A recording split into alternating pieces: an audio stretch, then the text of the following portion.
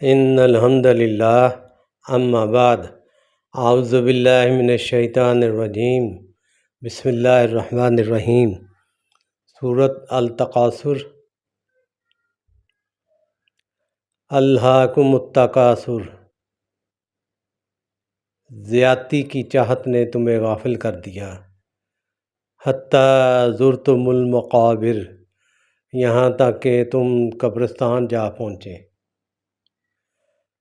کلا سوف تعلمون، ہرگز نہیں، تمہیں عنقریب معلوم ہو جائے گا۔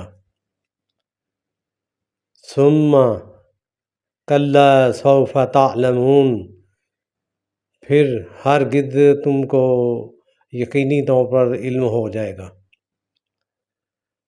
کلا، ہرگز نہیں، لو تعلمون علم الیقین، اگر تم یقینی طور پر جان لو، لترون الجحیم، تو بے شک تم جہنم کو دیکھ لو گے۔ ثم لترونہا عین الیقین، اور تم اسے یقین کی آنکھ سے دیکھ لو گے۔ ثم لتسألن یومئذ عن النعیم، پھر اس دن تم سے ضرور نعمتوں کے متعلق سوال ہوگا۔ الہاکم التکاثر، زیادتی کی چاہت نے تمہیں غافل کر دیا۔ حتیٰ زرتم المقابر، یہاں تک کہ تم قبرستان جا پہنچے۔ کلا سوف تعلمون، ہرگز نہیں، تم عنقریب معلوم کر لو گے۔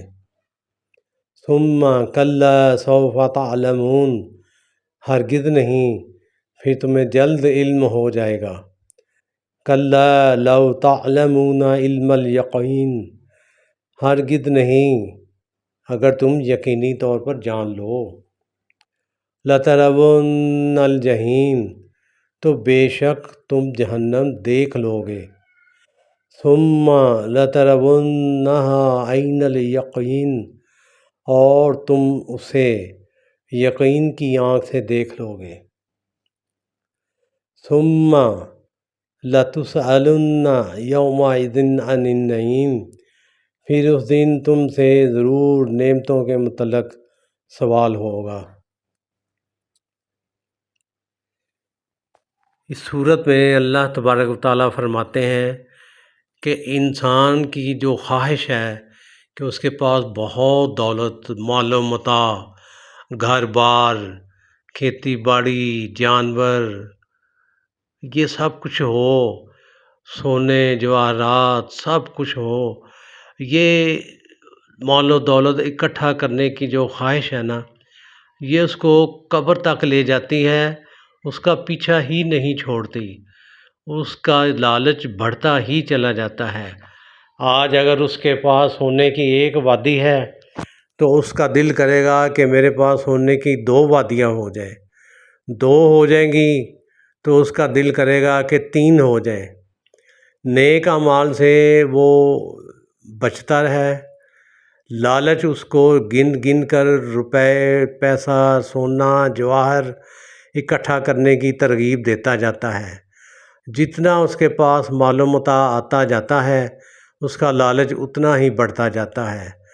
ہونا تو یہ چاہیے کہ جو نعمتیں اسے حاصل ہوئی ہیں اس نعمت کی قدر کرے، اللہ کی راہ میں وہ دے، مال و متاع جو دیا ہے اس میں سے صدقہ خیرات، زکوٰۃ دے، اللہ کی راہ میں دے۔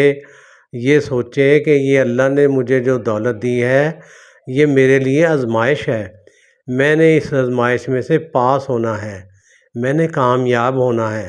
اور اس کا طریقہ یہی ہے، غریب، غربا، رشتہ دار، بیمار، مسافر، جو بھی اس کے سامنے آتے ہیں ان کی مدد کرے، صدقہ خیرات دے، پیسے گن گن کے نہ رکھے، گن گن کے رکھے گا تو پھر بڑا کام خراب ہوگا۔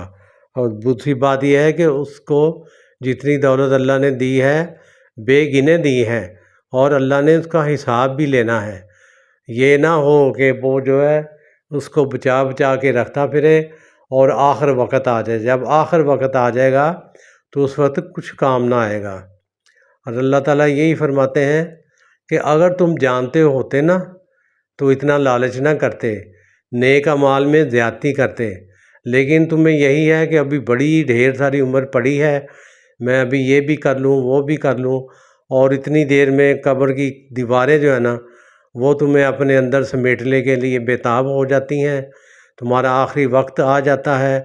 اگر تمہیں اس بات کا یقین ہو کہ میں نے مرنا ہے اور کسی وقت بھی میرا وقت آ سکتا ہے تو یقیناً تم نیک اعمال کرو گے، لیکن یہ چیزیں اکٹھے کرنے کی جو خواہش، یہ جو ہے نا تمہیں اس طرف جانے نہیں دیتی، اور تم جو ہے نا اس بات سے غافل رہتے ہو۔